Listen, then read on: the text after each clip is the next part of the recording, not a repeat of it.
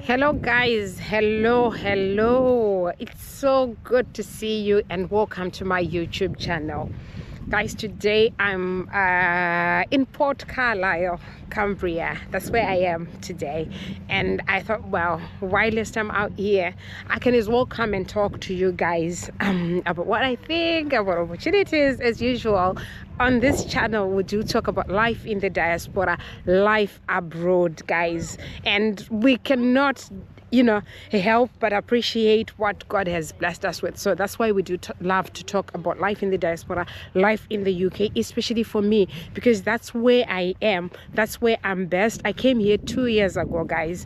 That's when I moved to the UK. That's when I moved to this country, and it's been a wonderful journey.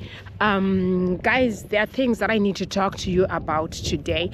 There are things that I felt, well, I'll come here and I'll reflect and share with my people, because I do love you, and I do feel the need to always come and share.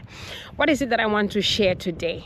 Today, I want to share about some of the things that I do feel, well, I've been asked before to say, Flo, I came to the UK as a carer, and I do want to progress into things like nursing, social work and stuff. Is it wise for me to do my NVQ at the minute?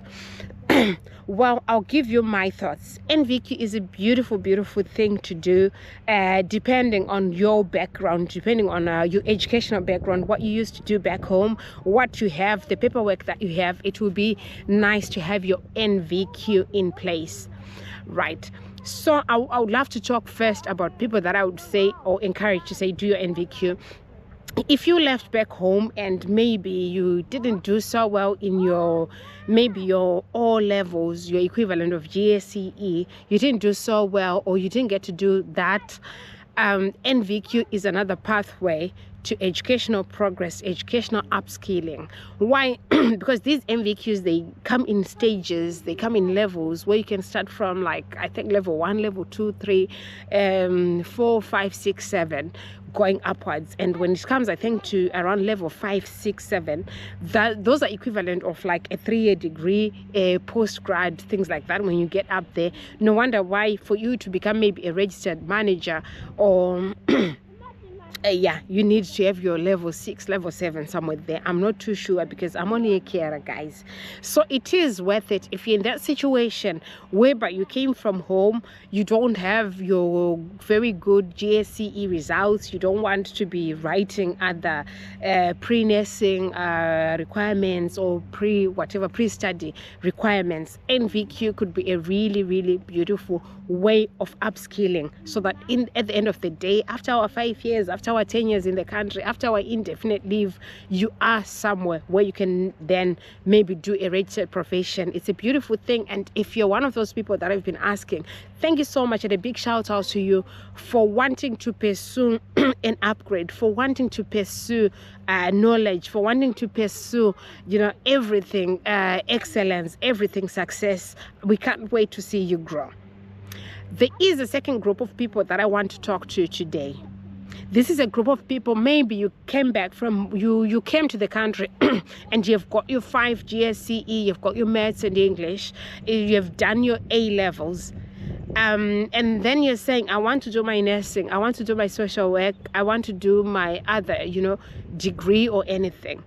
I would say, honestly, why don't you approach a uni, depending whether you have got the money. Tuition is a big thing that you have to think about, but, well, considering all things to be equal, approach a uni with whatever requirements that you have, your GCSE is, your A levels, and then say, this is what I have and I want to enroll. They will guide you accordingly. And just like anybody, I would give this example to say, people are actually applying to come and study maybe their first degree, do uni in this country, and they're using the very basic that they have, like they're just using their A levels. And so by virtue of you being in this country already and you've got your A levels, definitely it's something to think about if that's the career path you want to pursue, if that's the path path that you want to follow, it is actually worth it for you to try, for you to think about it, for you to consider it. We cannot wait to see so many of you, so many of us really upskilling, really prioritizing their education, their future. One of the things that I love to say and I love to encourage people to do is, honestly, with the way immigration laws are constantly changing, it's actually something that one has to think about, to say, do I still want to be where I am? I mean, I've been in the country for 2 years. I'm already thinking, what is it that I need to do? There are things that I need to do. And I'm also challenging myself personally and professionally to say, I could do more. So I'm also challenging you today. I'm also challenging you as well, because I care about you, because I love you. So what is it that you can do? I've talked about a second path whereby you can actually enroll into a uni with your A-levels from back home. Maybe all you need is to do your IELTS, and maybe depending on the course that you want to pursue, they could be maybe pre-study requirements, but it's actually another option. The third option that I want to talk about is people that came from home and they have a first degree in anything. You could be having your degree in history, your degree in whatever. You could be having any degree, but then, you know what? I think it's worth it for you to pursue study. If you do feel it's for you, if you do feel you've got the money for it, if you do feel you've got the time for it, it's actually worth doing it. How then do you do that? There is things like accelerated nursing. There's things like doing a master's in anything, master's in social work, master's in any other profession that you'd want to. When you have a first degree, that means like whatever course you're going to do, be it a master's in social work, you're going to do that course in less than 3 years, which means you're going to do it in 2 years. That's a plus. If you're in the UK, you've got a first degree and you're thinking, okay, I want to upskill, I want to upgrade. Now is the time. Think about it, plan for it, and go for it. Find out the universities that are actually offering that master's. Then check your schedule, your work schedule, to check if then you will have the time for it. Check the requirements again. A lot of people have been, talking to say, will I be able to study and work? Part and parcel of our visa, what it entails is we are allowed to study. We are allowed to study. The only thing we are not allowed to do is to access public funds. So definitely when you do decide to study, you have to have the money for it. You have to have the funds for it.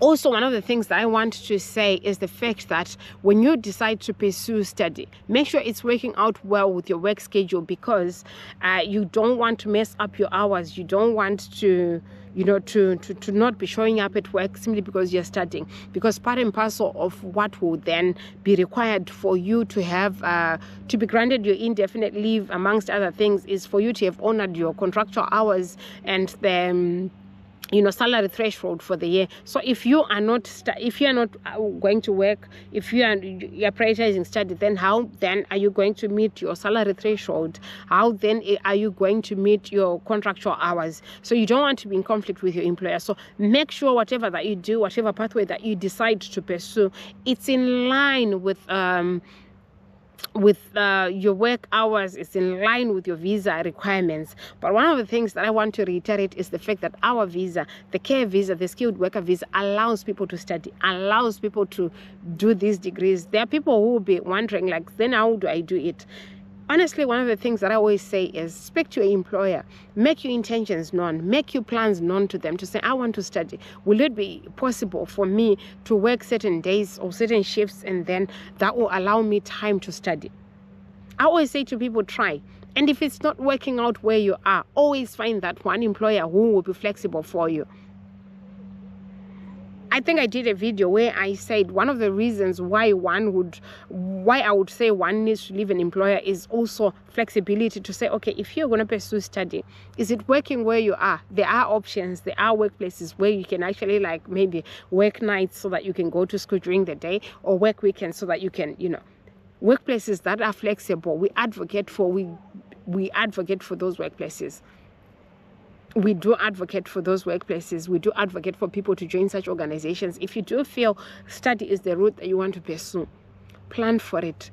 Put it on your agenda. Don't say, because I'm here, I can't do this and this. Because I'm a carer, I can't do this and this. That time shall come where you will be eligible. That time shall come where maybe you will be able to afford such things. So what am I saying here? I'm saying, if you have been thinking about study, if you've been thinking about upskilling, I'm behind you. I'm behind you. I'm rooting for you. I'm giving you a big shout out. Go for it. There is big advantages, and I think I will make a separate video.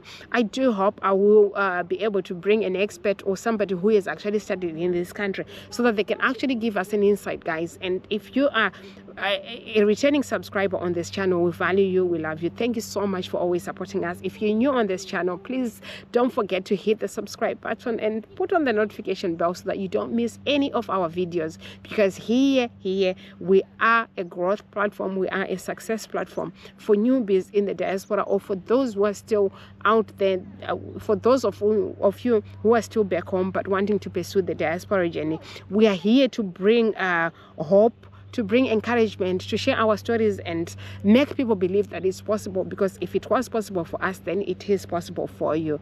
I think that's all I had for you today. Be inspired, pursue those goals, pursue that dream. You too can. Your dreams matter. Your dreams will take you far. Thank you, and I'll see you in our next video. Bye.